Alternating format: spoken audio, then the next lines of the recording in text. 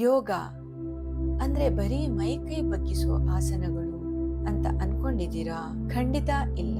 ಇದು ನಿಮ್ಮ ದೇಹ, ಉಸಿರಾಟ, ಮನಸ್ಸು ಮತ್ತು ಪ್ರಜ್ಞೆಯನ್ನು ಒಂದೇ ಲಯಕ್ಕೆ ತರುವ ಒಂದು ಅದ್ಭುತ ಪ್ರಾಚೀನ ತಂತ್ರ. ನಮ್ಮ ಸಿಂಧೂ ಸರಸ್ವತಿ ನಾಗರಿಕತೆಗಿಂತಲೂ ಹಳೆಯದಾದ ಈ ಪದ್ಧತಿ ಭಾರತದ ಹೆಮ್ಮೆ. ಯೋಗ ದೇಹದಿಂದ ಶುರುವಾಗಿ ಆತ್ಮದಲ್ಲಿ ಕೊನೆಗೊಳ್ಳುತ್ತೆ. ನೀವು ಯೋಗ ಮಾಡಿದಾಗ ನಿಮ್ಮ ನರಮಂಡಲ ರಿಸೆಟ್ ಆಗುತ್ತೆ. ದೇಹವು ಫೈಟ್ ಮೋಡಿನಿಂದ ಹೀಲಿಂಗ್ ಮೋಡಿಗೆ ಬದಲಾಗುತ್ತೆ.